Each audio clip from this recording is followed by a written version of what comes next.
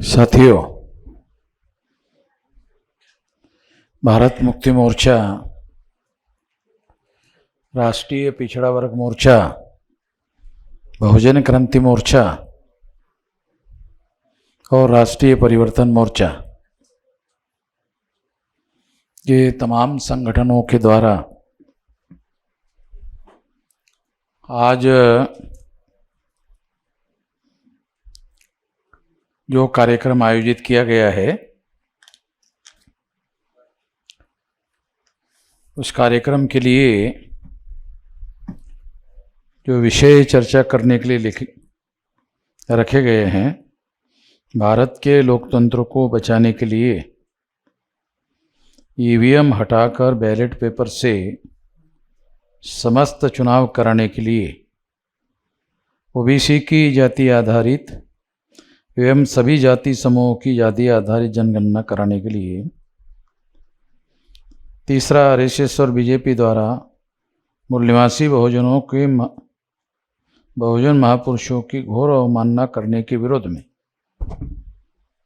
ऐसे विषय रखे गए हैं। साथियों, कुछ बातें मैं आप लोगों को खास तौर पर बताना चाहता हूं।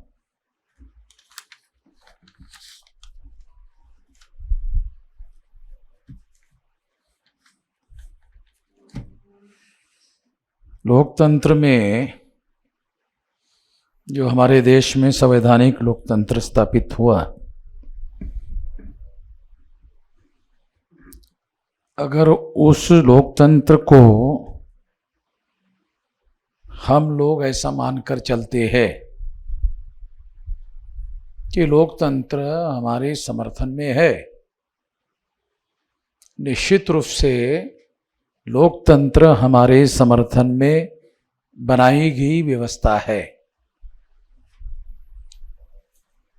अगर ये लोकतंत्र में एक तरफ भारतीय जनता पार्टी नाम का संगठन हो और दूसरी तरफ नेशनल कांग्रेस का संगठन हो और दोनों संगठन ब्राह्मणों के द्वारा बनाए गए हो, तो जो लोकतंत्र है वो ब्राह्मणों के द्वारा संचालित होगा। संवैधानिक लोकतंत्र एक कॉन्सेप्ट है। व्यवहार में जब हम अध्ययन करेंगे तो वो व्यवहार जो 3.5% ब्राह्मण है, उन ब्राह्मणों ने एक संगठन बनाया नेशनल कांग्रेस, उन ब्राह्मणों ने एक संगठन बनाया भारतीय जनता पार्टी, और कांग्रेस जाती है तो बीजेपी आती है, बीजेपी जाती है तो कांग्रेस आती है। इसका मतलब है वर्तमान लोकतंत्र पर 3.5% पार्टी तंत्र के द्वारा कब्जा किया गया है। एक तो लोकतंत्र है और एक पार्टी तंत्र है। इस सभा में पार्टी तंत्र के बारे में कुछ भी नहीं बोला गया, जबकि लोकतंत्र में मेजर रोल और लगभग सारा का सारा रोल पार्टी तंत्र के द्वारा किया जा रहा है।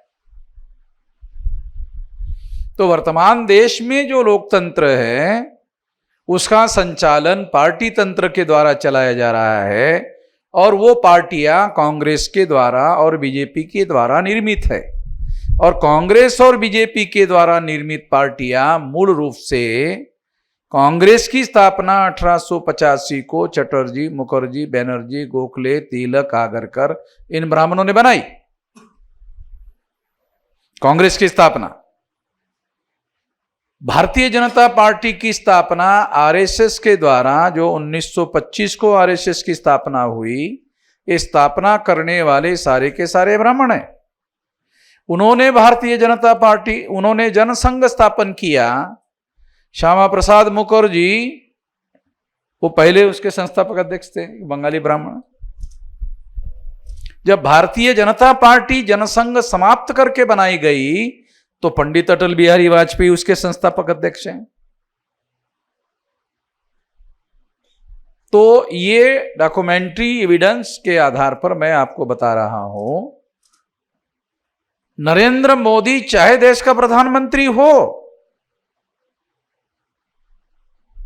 ओबीसी की जाति आधारित गिनती होनी चाहिए, सारे देश भर में चर्चा हो रही हो, और एक ओबीसी का ही आदमी देश का प्रधानमंत्री हो, फिर भी वो ओबीसी की जाति आधारित गिनती का फैसला करने का अधिकार उसी के पास होने के बावजूद भी वो हो नहीं रहा हो, तो इसका मतलब ये है कि नरेंद्र मोदी प्रधानमंत्री है मगर वो नॉमिनेटेड प्रधानमंत्री है, और नॉमिनेटेड मतलब ब्राह्मणों के द्वारा नॉमिनेट किया हुआ है। नॉमिनेट या इंग्रजी शब्दाचा अर्थ मराठीमध्ये जर सांगायचा झाला तर तो नामधारी।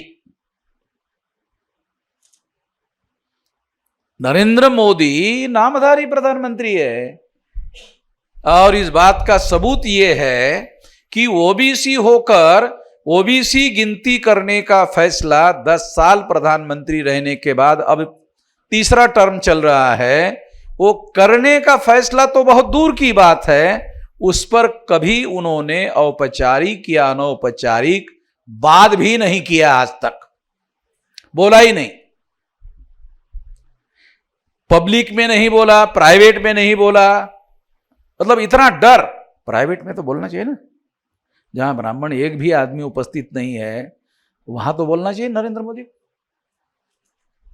ओबीसी के 2 4 5 लोग हैं, उसके अंदर यार मैं ये कर नहीं पा रहा हूं, तुम दूसरों को बोलो ये मेरी डिफिकल्टी है, तो मेरी थोड़ी सी इज्जत बच जाएगी, ऐसा भी बोलता हुआ कई रिकॉर्ड अवेलेबल नहीं है। तो इसका मतलब ये है कि पार्टी तंत्र जो है वो ये सारे परिस्थितियों पर कब्जा करने के लिए बनाया गया है और डेवलप किया गया है। पार्टी के ऊपर आरएसएस के लोगों का ही कब्जा है, पार्टी के ऊपर नरेंद्र मोदी का कब्जा नहीं है। पार्टी के ऊपर जो नियंत्रण है वो ब्राह्मणों का ही है, आरएसएस का ही है। मूल संगठन भारतीय जनता पार्टी नहीं है, मूल संगठन राष्ट्रीय स्वयंसेवक संघ है। राष्ट्रीय स्वयंसेवक संघ में जो लोग ट्रेंड होते हैं वही पार्टी के काम के लिए भेजे जाते हैं। गोलवलकर ने तो ये तक कहा कि अगर हमारे यहां ट्रेन हुए जो ब्राह्मण हैं, अगर वो कांग्रेस पार्टी के अंदर जाकर काम करते हैं तो हमें कोई एतराज नहीं है। और ऐसे तमाम बहुत सारे लोग कांग्रेस में हैं जो आरएसएस के अंदर तैयार किए हुए हैं, क्योंकि कांग्रेस की भी कोई मौलिक विचारधारा कि उनकी विचारधारा आरएसएस के विरोध में है। मैंने टेस्ट करने के लिए कि आरएसएस का कांग्रेस के लोग भी विरोध करते हैं, आरएसएस का हम भी विरोध करते हैं, मगर आरएसएस का कांग्रेस ने कभी ऐसा विरोध नहीं किया जैसा हमने किया। मैं आप लोगों को फर्क बताना चाहता हूं ताकि आपको पता चले कि ऐसा कांग्रेस वाले कर ही नहीं सकते। कांग्रेस वाले क्यों नहीं कर सकते? क्योंकि कांग्रेस को आरएसएस का मौलिक रूप से विरोध ही नहीं करना है, विरोध का तमाशा जरूर दिखाना है, तो वो विरोध करने के लिए बयान देते रहते। कांग्रेस के लोग आरएसएस के विरोध में बयान देते रहते केवल ताकि एससी एसटी ओबीसी और माइनॉरिटी के लोगों को गधा बनाया जा सके, और बहुत सारे लोग गधे बनते केवल उसके बयान से ये मानकर चलते हैं कि कांग्रेस जो है वो आरएसएस के विरोध में। इसलिए हम लोगों ने आरएसएस का हेडक्वार्टर घेरने का निर्णय किया और वहां गए। तो 10-12 दिन पहले ही आरएसएस के लोग लॉक लगाकर भाग गए थे। तो ऐसा काम तो कांग्रेस के लोगों ने कभी नहीं किया। बयान देते हैं मगर उसके विरोध में कभी उन्होंने एक्शन किया, ऐसा सिंगल एक्शन भी अवेलेबल नहीं है। ये प्रूव करने के लिए कि ये लोग जो है पाखंडी लोग हैं, ये केवल बयान में विरोध करते हैं, व्यवहार में विरोध नहीं करते हैं। क्योंकि आरएसएस जिस मौलिक विचारधारा पर यकीन करती है वो मौलिक विचारधारा क्या है? वो धर्मशास्त्रों की विचारधारा है। धर्मशास्त्रों की विचारधारा वर्ण व्यवस्था पर यकीन करती है, जाति व्यवस्था पर यकीन करती है, अस्पृश्यता पर यकीन करती है, आदिवासियों के सेग्रीगेशन पर यकीन करती है, महिलाओं के दास्ता पर यकीन करती है, शूद्रत्व ओबीसी के ऊपर थोपने पर यकीन करती है। इन सारी बातों पर सभी प्रकार का ब्राह्मण विरोध करते हुए कभी व्यवहार में दिखाई नहीं देते, उनके जीवन में इसी पर अमल करते हैं। जीवन में ब्राह्मण का जो जीवन है, जन्म से लेकर मृत्यु तक और मृत्यु के बाद इन सारे व्यवस्था को मानकर ही वो सारा जीवन जीते हैं। इसमें कभी कोई मौलिक दखलंदाजी करने का काम उन्होंने किया, ब्राह्मणों ने किया, ऐसा एक भी उदाहरण नहीं है। इसलिए किसी ब्राह्मण ने मरने के बाद किसी ब्राह्मण का संस्कार नहीं करूंगा ऐसा कहा नहीं, क्योंकि ऐसा कोई ईमानदार ब्राह्मण पैदा ही नहीं हुआ है। कोई आप लोगों ने सुना कोई ऐसा ब्राह्मण कि मरने के बाद ब्राह्मण ने उसका संस्कार करने के लिए मना किया क्योंकि ये ब्राह्मण धर्म का जन्म से विरोधी है? ऐसा उदाहरण ही नहीं है। नहीं, ये वो SC ST OBC को गधा बनाने के लिए बोलना पड़ता है।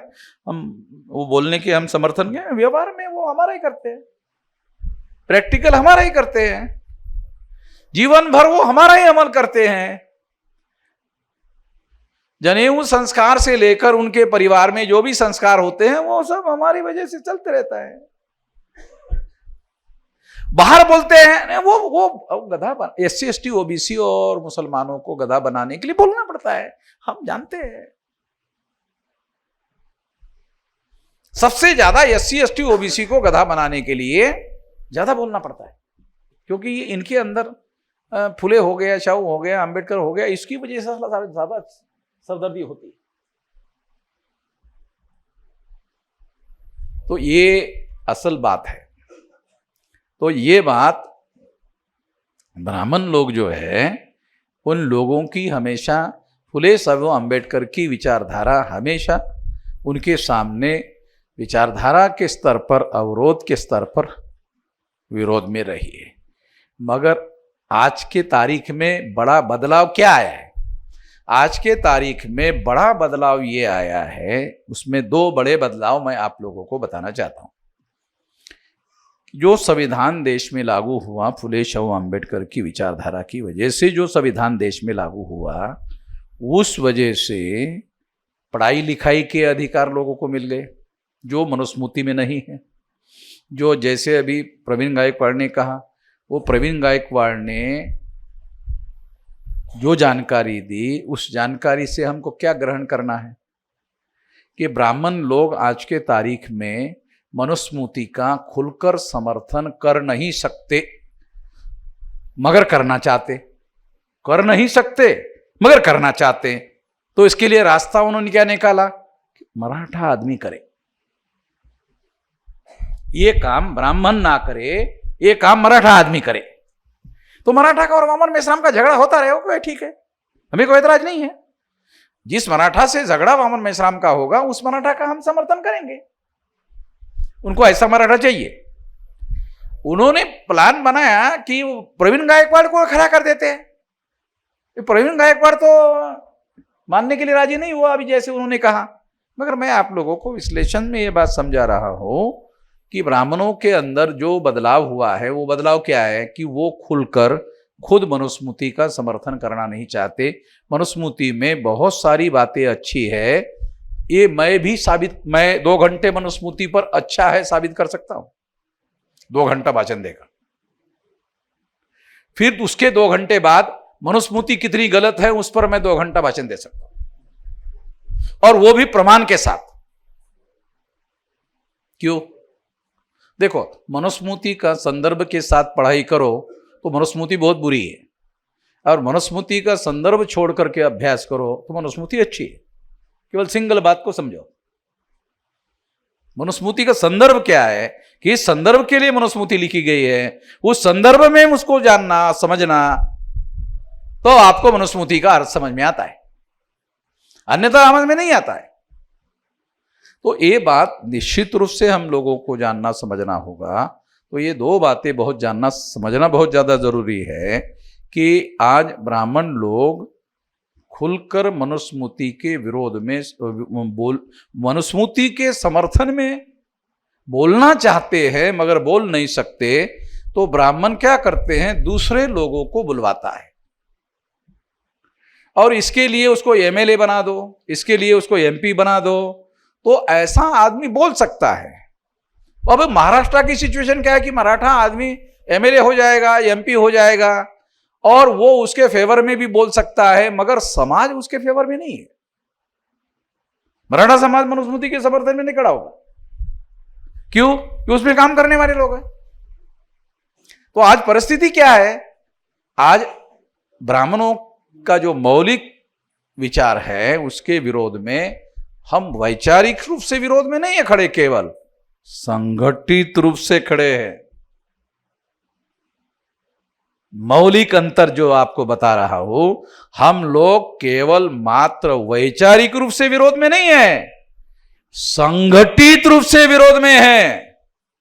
32 राज्यों में 625 जिलों में प्रशिक्षित और दक्ष कार्यकर्ता, मैं उस जिले में हूं या ना हूं, वो मेरा प्रतिनिधित्व करते हुए वहां वो बोलता रहेगा, वो विचारधारा का प्रचार प्रसार चलता रहेगा। अखबार वाले हमारे फेवर में लिखते हैं नहीं लिखते हैं, मीडिया वाले हमारे फेवर में लिखते हैं नहीं लिखते हैं, हमारी आवाज जो है वो 32 राज्यों के अंदर अलग अलग जिलों में 625 जिलों में ये संगठन में ये बहुत बड़ी ताकत निर्माण करके संगठित शक्ति का निर्माण इस विचारधारा के आधार पर हो चुका है। ये बड़ी उनकी समस्या है। दीना भाना चले गए, आंदोलन खत्म नहीं हुआ, काशीराम जी ने उसको उठाया, फिर आंदोलन चलता रहा। काशीराम जी के बाद खापर्डे साहब इस आंदोलन को चलाते रहे, खापर्डे साहब के बाद मैं इस आंदोलन को चलाता रहा। तो कुछ लोग सवाल करते हैं, अरे बे खापर्डे वामन मेश्राम के बाद कौन है, ऐसा बोलते रहे। तो दीना भाना के बाद कौन है, काशीराम, काशीराम के बाद कौन है, खापर्डे, खापर्डे के बाद कौन है, वामन मेश्राम। तो इसका मतलब 4 पीढ़ियों में रिप्लेसमेंट और लीडरशिप पैदा हुई और लीडरशिप काम करता रहे। क्यों हो रहा है ऐसा? कैडर बेस ऑर्गेनाइजेशन है, कैडर बेस ऑर्गेनाइजेशन है। कैडर बेस ऑर्गेनाइजेशन होने की वजह से हमारे पास इस तरह का कैडर बेस ऑर्गेनाइजेशन का देशव्यापी संगठन है, जाल है, और इसके अंदर लीडरशिप पैदा करने के लिए कारखाना ही है, ये लीडर पैदा करने वाला ही कारखाना है। तो इसमें लीडर जो है वो समय पर बराबर टेक ओवर करता है और इस बात को आगे बढ़ाता है। मैं अकेला ही नहीं बोलता हूं, 2 दिन 3 दिन 4 दिन 5 दिन बोलने वाले मेरे अलावा है, आप लोग नहीं जानते होंगे मगर है, ऐसे लोग हमारे पास है। जब हमारे पास इतने सारे लोग हैं और उनके नाम आप नहीं जानते हैं, तो जब समय आएगा तो रिप्लेस हो जाता है, वो नेतृत्व करने के लिए सामने आ जाते हैं। तो इसलिए हमारे सामने ये संकट नहीं है, इसलिए हम लोगों को कुछ बातें जानना और समझना बहुत ज़रूरी है। जैसे आजकल सेंट्रल गवर्नमेंट में बीजेपी आरएसएस की सरकार हो, राज्य में भी बीजेपी आरएसएस की सरकार है। महाराष्ट्र में ऐसा नहीं होना चाहिए था, मगर महाराष्ट्र में ऐसा है। तो ये केवल वो लोकप्रिय है, उनका संगठन लोकप्रिय है, इस वजह से नहीं हुआ। संगठन के लोकप्रियता की वजह से नहीं हुआ उनकी सत्ता आई, ईवीएम की वजह से आई। लगभग 288 विधानसभा है महाराष्ट्र में, उसमें 232 जगह पर वो लोग चुनकर आए। अभी प्रवीण ने कहा कि 132 जगह पर वो लोग चुनकर आए, ये अकेली बीजेपी आई, मगर तीनों पार्टियों के लोग मिलकर 232 सीटें आउट ऑफ 288 चुनकर आई। और इसके लिए 132 सीटें जो बीजेपी की चुनकर आई, ज्यादा चुनकर आई, पहले के मुकाबले में ज्यादा चुनकर आई, इसके लिए शिंदे को गधा बनाया, यूज किया। यूज करने के लिए एक बार मुख्यमंत्री बनाया और दोबारा क्या किया, यूज एंड थ्रो कर दिया। अभी वो पवार साहब की तरफ जा रहा है, कहीं इधर जा रहा है, कभी कभी अपने घर में जाके 2-4 दिन आराम कर रहा है। मतलब उसको समझ में नहीं आ रहा करे तो क्या करे।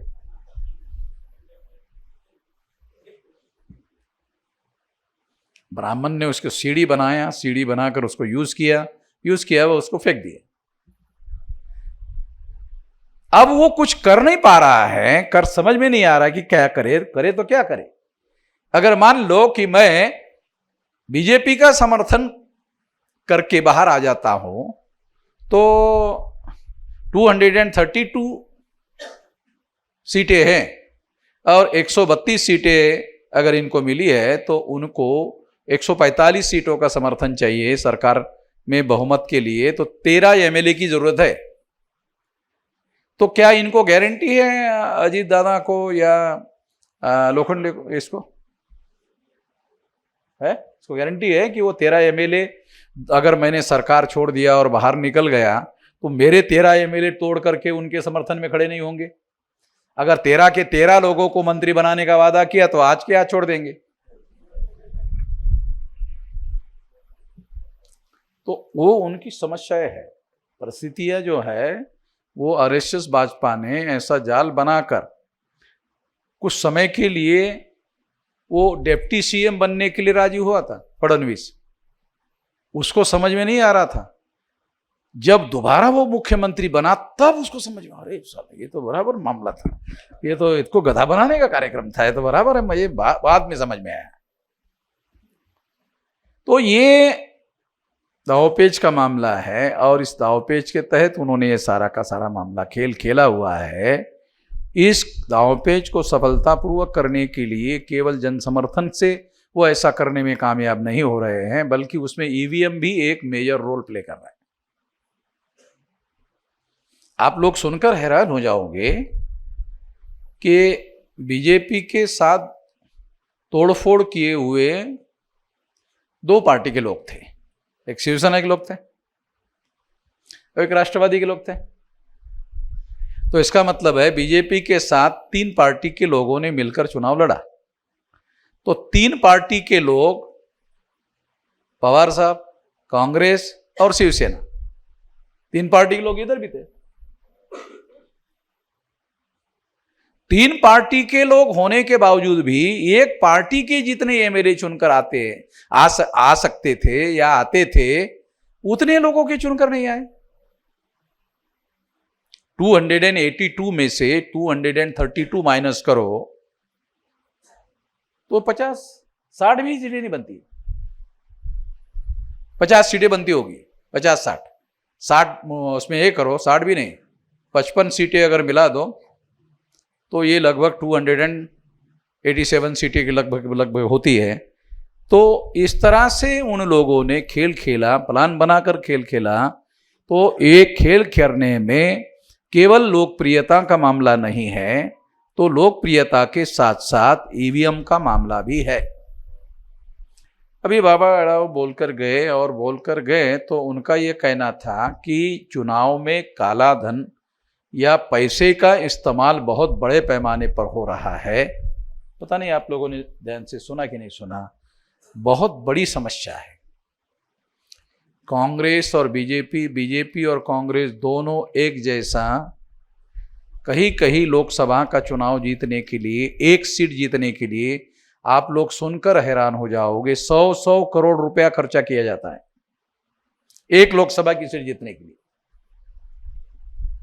100 करोड़ रुपया, तो इतना पैसा लगता कैसे है? एक बात। दूसरी बात, कानून के अनुसार क्या इसको रोकने का कोई तरीका नहीं है क्या?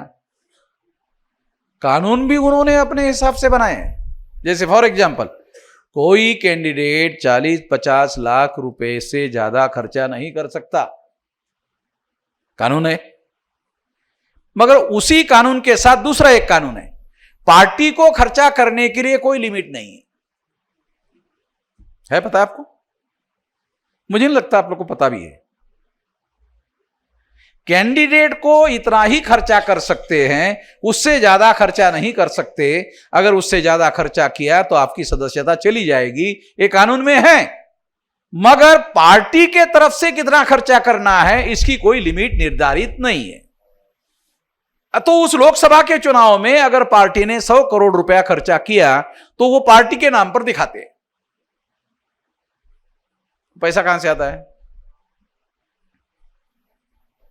अभी एक उद्योगपति है, क्या नाम उसका उद्योगपति का जिसका नाम आजकल बहुत चल रहा है? अडानी। अडानी की विशेषता देखो क्या है, कांग्रेस वाले भी उसके पास ही पैसा रखते हैं, बीजेपी वाले भी उसके पास पैसा रखते हैं, वो इतना ईमानदार है। हाँ मतलब हाँ, उसकी ईमानदारी के बारे में यानी कांग्रेस के लोगों को भी विश्वास है। राहुल गांधी उसके विरोध में बयान देते रहता है, तो अडानी उसको पूछता भी नहीं क्यों देते हो, क्यों नहीं पूछता, क्योंकि उसको मालूम है ये इसका भी पैसा मेरे पास है। उसको पूछो अडानी को, वो राहुल गांधी आपके खिलाफ में बयान दे रहा है, अरे वो मगर पैसा तो रख रहा ना मेरे पास। तो बयान तो आप लोगों को, SC ST OBC को, माइनॉरिटी के लोगों को गधा बनाने के लिए देना पड़ता है। ये चुनाव का मामला है, आप लोगों के पास हर 18 साल के व्यक्ति को वोट का अधिकार है, अगर नहीं होता तो बयान भी नहीं होता। ये समझ में नहीं है आपके? अगर आपको वोट का अधिकार नहीं होता तो ऐसा बयान देने की भी जरूरत नहीं होती। आपको वोट का अधिकार है इसलिए आपको गधा बनाना है, गधा बनाने के लिए बोलना पड़ता है। अगर आपके पास वोट का अधिकार नहीं होता तो आपको गधा बनाने की जरूरत ही नहीं रहती। आपको गधा बनाने की जरूरत नहीं रहती तो ऐसा कोई बयान देने का काम भी नहीं करता। वोट है ना आपके पास, हर 18 साल के व्यक्ति को, पहले 21 साल के व्यक्ति को वोट का अधिकार था। तो ये वोट के अधिकार की वजह से सारा कुछ हो रहा है। और वोट का जो अधिकार है, ये अधिकार शासक बनने का अधिकार है। तो हमने प्रयोग किया, शाम को 4 बजे कुछ लोगों के पास गए और शाम को 4 बजे पूछा, आपका वोट हो गया क्या, वोट करके आ गए क्या? नहीं अभी नहीं गए। क्यों? नहीं वेटिंग कर रहे हैं। किस चीज का वेटिंग कर रहे हैं? नहीं कुछ लोग आने वाले थे, लेकर आने वाले थे, अभी आए नहीं है। 6 बजे तक वोटिंग चलता है तो 4 बज गए, अभी आए नहीं है, मगर इसलिए हम नहीं गए, अभी वो आए नहीं है। मैसेज आया कि आ रहे हैं। तो फुले शाह अंबेडकर ने, अगर आप कैलकुलेट करो 1848 से लेकर 1956 तक, तो 108 साल का संघर्ष है। 108 साल का संघर्ष करने के बाद एक वोट का अधिकार हासिल हुआ। और हमारे महापुरुषों ने 108 साल का संघर्ष करके आप लोगों को और हमारे लोगों को वोट का अधिकार दिलाया। तो क्या अभी तक हमारे लोगों को यह बात समझ में आती है कि वोट का अधिकार क्यों दिलाया गया? बाबा साहब अम्बेडकर कहते हैं कि शासन करती जमात बनना हमारा लक्ष्य है। तो शासन करती जमात बनने के लिए पहले के जमाने में जब राजाशाही हुआ करती थी तो तलवार चलती थी, हथियार चलता था, खून खराबा होता था, बहुत लोग मारे जाते थे, और उसके बाद शासन स्थापित होता था, राजा बनता था, लोकतंत्र आ गया। अभी कोई खून खराबा नहीं होता है, कोई खून खराबा नहीं होता है। अभी बहुत शांतिपूर्ण तरीके से राजा बदल जाता है। आप वोट डालने के लिए जाते हो, वोट डालने के लिए जाते हो तो क्या आप ऐसा करते हो? क्या ऐसा करते हो? क्या करते हो? हो गया, यानी कोई एनर्जी भी नहीं लगती है। ऐसा करो, वो बटन ही ऐसे बनाए गए हैं, इतने आसानी से ऐसा ऐसा कर दो, वो ऐसा करते ही आपका वोट जो है वो हो जाता है।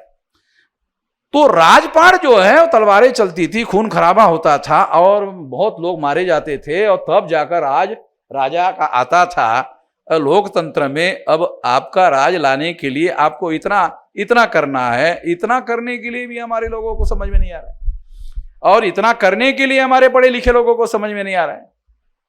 जिन लोगों ने वोट का अधिकार दिलवाया, तो हमारे आम आदमी को छोड़ो, हमारे साधारण आदमी को आम आदमी जो है, साधारण आदमी जो है, तो जो पढ़े लिखे लोग हैं, उन लोगों ने कभी ये एजेंडा नहीं बनाया कि आम आदमी को तैयार किया जाए। ये वोट का अधिकार का उपयोग जो है शासन करती जमात बनने के लिए किया जा सकता है, और इससे आप मुख्यमंत्री बन सकते हो, प्रधानमंत्री बन सकते हो। ये तो हमारे लोगों के द्वारा, हम मामसेप के द्वारा अभियान चला कि वोट के आधार पर इस देश का प्रधानमंत्री बैकवर्ड बनाया जा सकता है, बन सकता है। ये तो अभियान हमने चलाया। हमने अभियान चलाया, बीजेपी और आरएसएस ने एक ओबीसी को प्रधानमंत्री बना दिया। ओबीसी, आरएसएस और भाजपा ये बनाया संगठन ब्राह्मणों ने, तो ब्राह्मण को प्रधानमंत्री बनाने के बजाय ओबीसी को प्रधानमंत्री बनाया।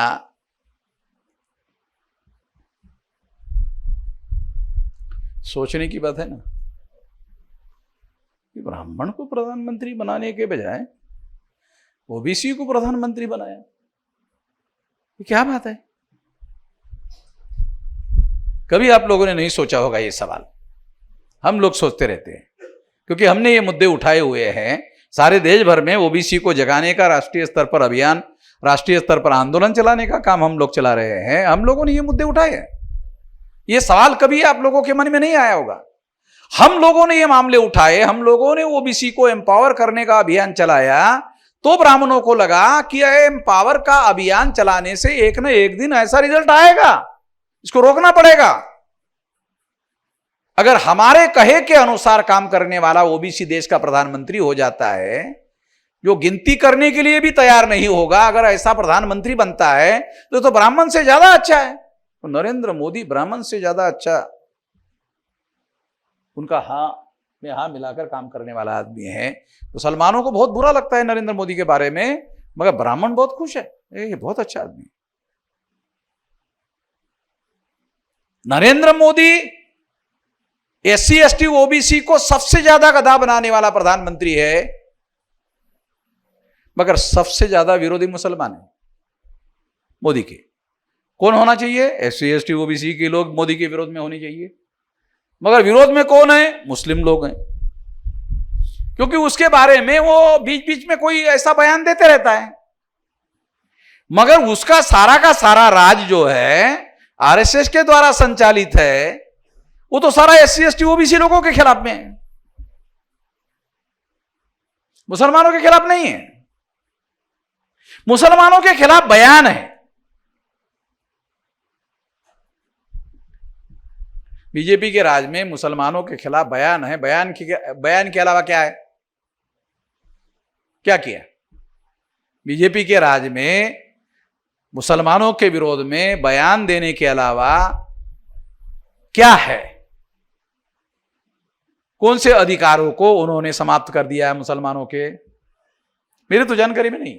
मैं सबसे ज्यादा विजिलेंट आदमी हूं इसके बारे में, मेरे पास डाटा रहता है, मैं डाटा के आधार पर बात करता हूं कि मुसलमानों को शासन प्रशासन के अधिकार से अपने नरेंद्र मोदी ने बेदखल कर दिया, ऐसा एक भी ऑर्डर नहीं है।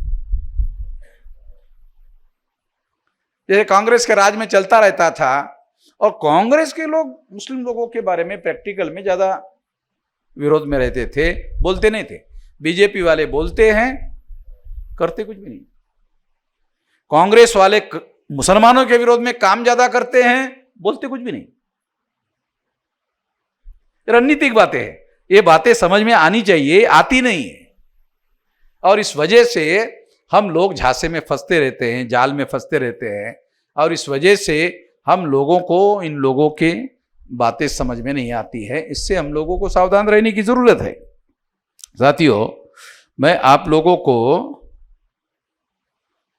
ये लोग आरएसएस के लोग या भाजपा के लोग हिंदू राष्ट्र निर्माण करना है वगैरह वगैरह बोलते रहते हैं, हिंदू राष्ट्र निर्माण करने का मतलब क्या है? क्या मतलब है? हिंदू राष्ट्र निर्माण करने का मतलब है ब्राह्मणों का एससी एसटी ओबीसी को गुलाम बनाकर बनाया गया राष्ट्र है। क्योंकि उसमें क्या होगा? वर्ण व्यवस्था लागू हो जाएगी, जाति व्यवस्था लागू हो जाएगी, अस्पृश्यता लागू हो जाएगी, आदिवासियों का सेग्रीगेशन होगा, महिलाओं की दास्ता होगी, और शूद्रत्व ओबीसी के ऊपर थोपा जाएगा। ये सब काम होगा हिंदू राष्ट्र में। अगर ये सब होगा तो ये सब तो एससी एसटी ओबीसी के विरोध में है। अगर ये सब एससी एसटी ओबीसी के विरोध में है तो मुसलमान हिंदू राष्ट्र के विरोध में क्यों है? मुसलमानों ने भी आज तक मुझे जवाब नहीं दिया। मैंने बहुत सारे मुसलमानों को ये पूछा कि तुम्हारे गधे घोड़े मोदी ने कितने मारे, जरा मुझे बताओ, कितने गधे मारे, कितने घोड़े मारे।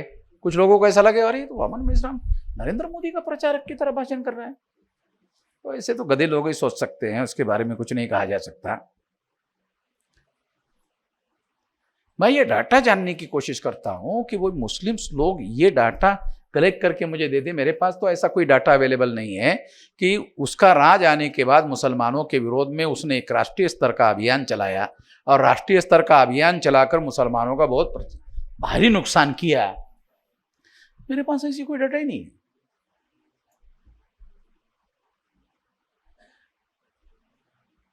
ऐसा क्यों बोल रहा हूं? एक बहुत गहरी सूझबूझ के साथ बोल रहा हूं। क्यों? क्योंकि मुस्लिम का नाम लेकर विरोध करने के पीछे एससी एसटी ओबीसी को हिंदू बनाने का कार्यक्रम है। प्रतिक्रिया में मुस्लिम का विरोध करना नहीं है, एससी एसटी ओबीसी को हिंदू बनाना है। ब्राह्मण, आप लोगों को, कितने मुसलमानों को यह पता है कि ब्राह्मण लोगों ने एससी एसटी ओबीसी के घरों में जाकर हिंदू धर्म का प्रचार किया? ऐसे किसी ब्राह्मण का नाम बता सकते हो? कोई ब्राह्मण एससी एसटी ओबीसी के घरों में, कुणबी मराठा लोगों के घरों में हिंदू धर्म के श्रेष्ठ सिद्धांतों का प्रचार करने के लिए ब्राह्मणों ने जाके उनके घर में प्रचार किया है? कोई एग्जांपल? ऐसा किसी ब्राह्मण का नाम आप बता सकते हो?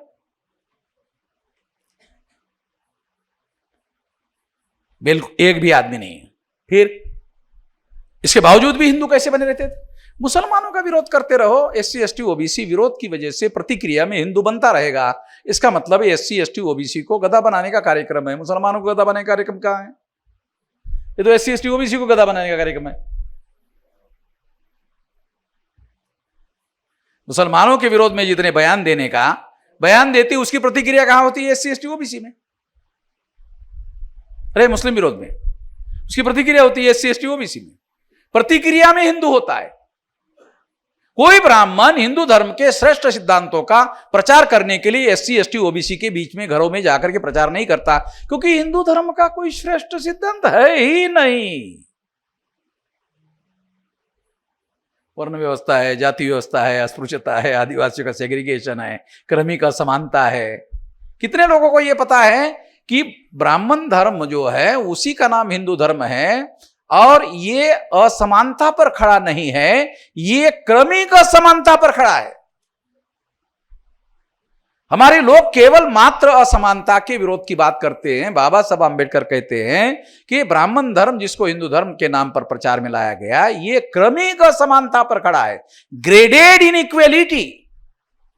बाबा साहब आंबेडकर ने जो शब्द अंग्रेजी में यूज किया वो इनइक्वालिटी नहीं किया, ग्रेडेड इनइक्वालिटी, जिसका हिंदी में ट्रांसलेशन होता है क्रमिक असमानता। असमान लोग भी आपस में समान नहीं है। असमान लोग तो कम से कम होना चाहिए ना आपस में। फॉर एग्जाम्पल अछूत है तो अछूत लोग तो आपस में समान होने चाहिए। अछूत लोग आपस में समान होने चाहिए, तो अछूत भी आपस में समान नहीं है। उसकी जाति है, कोई जाति ऊपर है, कोई नीचे है, कोई नीचे है, कोई सबसे नीचे है। इसको कहते हैं क्रमिक असमानता। एक है असमानता और दूसरी है क्रमिक असमानता, ग्रेडेड इनइक्वालिटी। तो निश्चित रूप से हम लोगों को यह बात बहुत माइक्रो लेवल पर अंडरस्टैंडिंग होना बहुत जरूरी है, और इसका फायदा तभी हम लोगों को मिल सकता है जब हम लोगों को उस लेवल पर जाकर समझाने का काम करें, और कम से कम कुछ लोग इसके समझदार हो। बाबा साहब आंबेडकर का लिटरेचर अवेलेबल है, वो लिटरेचर का ब्राह्मणों के पास कोई जवाब नहीं है, और जवाब देने के लिए उन्होंने एक नया तरीका डेवलप किया। वो तरीका यह है कि मुसलमानों का विरोध करो और प्रतिक्रिया में एससी एसटी ओबीसी को हिंदू बनाओ। किसी एससी एसटी ओबीसी को हिंदू बनाने के लिए ब्राह्मण उनके घर में जाकर हिंदू धर्म के श्रेष्ठ सिद्धांतों का प्रचार नहीं करते, क्योंकि ऐसे कोई श्रेष्ठ सिद्धांत है ही नहीं। प्रचार करने का सवाल नहीं है ही नहीं ऐसे कोई सिद्धांत। मुसलमान तो कम से कम कह सकते हैं कि जो हमारा कुरान है वो सारे इंसानों को, दुनिया में सारे इंसान बराबर है, कह सकते हैं मुसलमान। ब्राह्मण धर्म के लोग, जिसे हिंदू धर्म आप लोग कहते हो, मैं कभी भी इसको हिंदू धर्म नहीं कहता हूं, ये मूल रूप से ब्राह्मण धर्म है। और ब्राह्मण धर्म में सारे इंसान बराबर के सिद्धांत है ही नहीं। इस्लाम तो सारे इंसान बराबर है इस बात को मानता है।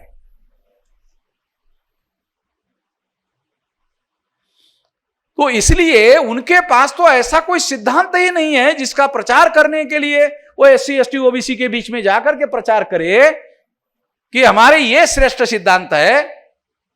ऐसा प्रचार करने वाला एक भी ब्राह्मण भारत में उपलब्ध नहीं है। जूते से अगर कोई SC ST OBC के अंदर कोई ब्राह्मण प्रचार के लिए जाएगा ना, तो उसको जूता खाना पड़ेगा, क्योंकि लोग जानकार हो गए। झूठ नहीं बोल सकता ब्राह्मण वहां।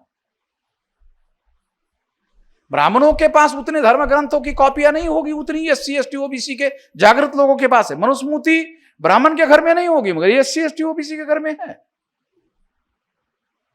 और पेज पे अंडरलाइन करके रेड अक्षर में है।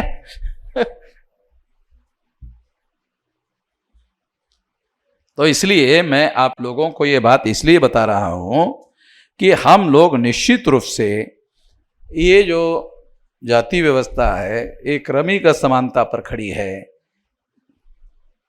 हम लोग केवल असमानता के शिकार नहीं है, बल्कि जो असमानता के शिकार है उनके अंदर भी ऊंच नीच की भावना है।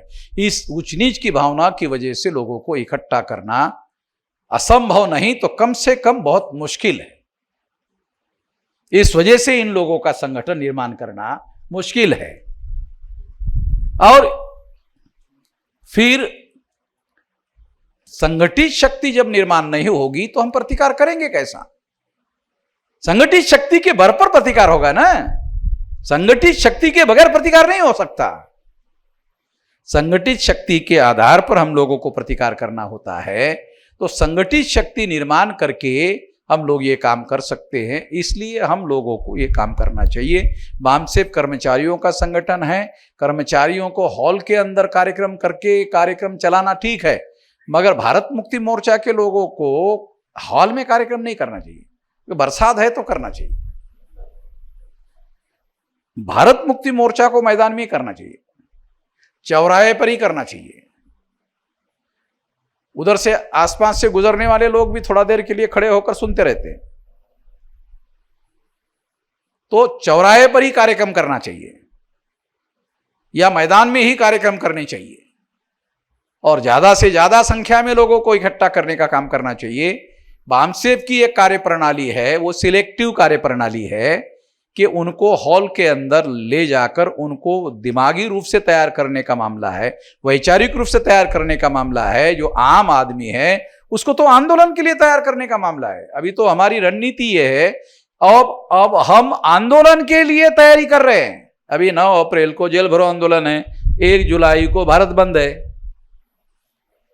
ये तो भारत मुक्ति मोर्चा के द्वारा जो नॉन एम्प्लॉइज लोग हैं उन लोगों को भारत बंद करने के लिए तैयार कर रहे हैं। और 625 जिलों में संगठन है तो 625 जिलों में बंद होगा।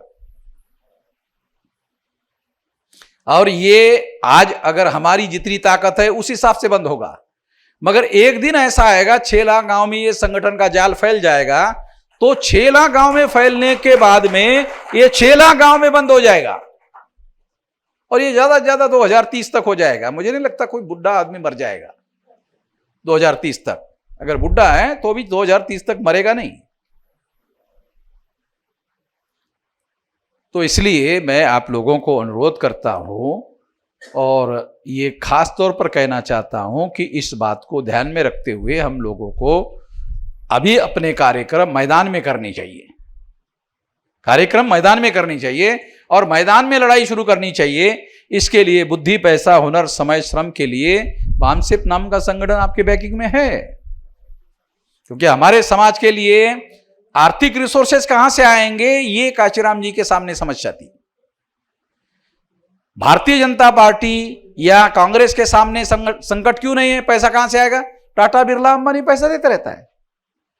अगर मान लो 100 करोड़ रुपया, 200 करोड़ रुपया या 1000 करोड़ रुपया उनसे लिया, तो 5 साल में अगर उनकी सरकार आई तो 2000 करोड़ रुपए उनको कमा के दे देते हैं। आधा % टैक्स भी अगर रिड्यूस कर दिया तो 1000 करोड़ का फायदा होता है। आधा % टैक्स अगर बढ़ा दिया तो 2000 करोड़ का फायदा होता है। आपको गवर्नेंस समझा रहा हूं। अगर आधा % टैक्स अगर बढ़ाया तो 2000 करोड़ बढ़ जाता है, सरकार के पास इतना पैसा इकट्ठा हो जाता है और उस पैसे का वो लोग अपने तरह से इस्तेमाल करते हैं, यूज करते हैं। करना भी चाहिए। अगर वो गवर्नेंस में आ गए हैं तो उनको ऐसा करना चाहिए, जरूर करना चाहिए। कितने लोगों को पता है कि भारत सरकार का बजट 42 लाख करोड़ रुपए का है? कितने होता है 42 लाख करोड़? हमारे लोग बोलेंगे यार ये तो हमको तो समझ भी नहीं आता 42 लाख करोड़ क्या होता है, क्योंकि हमारे लोग जो है करोड़ तक नहीं जाते। बहुत औकात हमारे लाख, हमारे लोगों की औकात जो है लाख रुपए तक। मगर ये जो आंकड़ा मैं बता रहा हूं वो केवल करोड़ का नहीं है। 42 लाख करोड़ एक साल का टैक्स है भारत सरकार का, एक साल का 42 लाख करोड़। इतना पैसा इकट्ठा हो रहा है केवल सेंट्रल गवर्नमेंट के पास। स्टेट गवर्नमेंट का अलग, बॉम्बे महानगर पालिका का अलग, पूना महानगर पालिका का अलग, नगर पालिका का अलग, ग्राम पंचायत का अलग, जिला पंचायत का अलग, तालुका पंचायत का अलग। हर जगह टैक्स लगाने के लिए और टैक्स के द्वारा पैसा इकट्ठा करने के लिए कानून, सारे रास्ते अवेलेबल है। इतना सारा पैसा इकट्ठा होता है, इतना सारा पैसा खर्चा होता है। तो ये बात हम लोगों को समझ में आना चाहिए। इससे पता चलेगा कि अगर हम लोग कंट्रोल करते हैं व्यवस्था पर, शासन पर, तो इतना सारा पैसा खर्चा करने के लिए हमारे नियंत्रण में आएगा। फिर इस पैसे का बजट किस तरह से बनाया जाए, हमारे लोगों के विकास का खर्चा कैसे किया जाए। बाबा साहब अंबेडकर एक व्यक्ति था जिसको फॉरेन में एजुकेशन लेने का अवसर मिला तो करोड़ों लोगों के जीवन में बदलाव आ गया। एक आदमी, देखो एग्जाम्पल दे रहा हूं, अगर हमारे पास सरकार आ गई और हमने ऐसे 1 लाख लोगों को फॉरेन में एजुकेशन के लिए भेज दिया, पैसे की थोड़ी कमी है, 42 लाख करोड़ पैसा थोड़ी कम है। प्रश्न है उस पैसे का उपयोग कैसे किया जाए। अगर 1 लाख करोड़ रुपया हमने 42 लाख में से फॉरेन एजुकेशन के लिए भेज दिया, वो फॉरेन एजुकेशन लिए हुए लोग जब भारत में आएंगे, एक आदमी की वजह से जितना बदलाव हुआ तो लाख लोग आएंगे तो कितना बदलाव होगा, उनका एजुकेशन स्टैंडर्ड कितना ऊंचा होगा।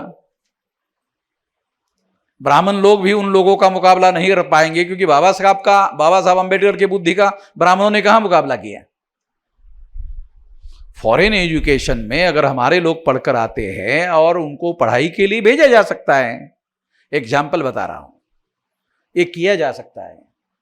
बहुत सारी बातें साथियों, मैं केवल इतना ही कहना चाहता हूं कि संगठित प्रयास से बड़ा बदलाव होगा, असंगठित प्रयास से कुछ नहीं होगा। संगठित प्रयास से होगा और क्राउड को भी, साधारण लोगों को भी हम लोगों को इकट्ठा करने का काम करना चाहिए। लोकतंत्र में जिसकी उम्र 18 साल की हो गई है वो गवर्नेंस में शामिल हो गया, ध्यान रखो। जिसकी उम्र 18 साल हो गई वो गवर्नेंस में शामिल हो गया, उसको आप अलग रख के कोई बड़ा बदलाव नहीं ला सकते। ये ध्यान में रखते हुए उन सवान लोगों को इकट्ठा करने का काम करना चाहिए, उनको संगठित प्रोसेस में लाना चाहिए। इसलिए अभी हम लोग आंदोलन के दिशा में आगे बढ़ रहे हैं। आंदोलन सामान्य लोगों को इकट्ठा करने का अभियान है। ये समझाने के लिए ये कार्यक्रम लगाए जा रहे हैं देश भर में। आज पुणे का ये कार्यक्रम अभी 2-3 दिन है, आज है, कल है, परसों है, 3 दिन पुणे के आसपास कार्यक्रम है। धन्यवाद।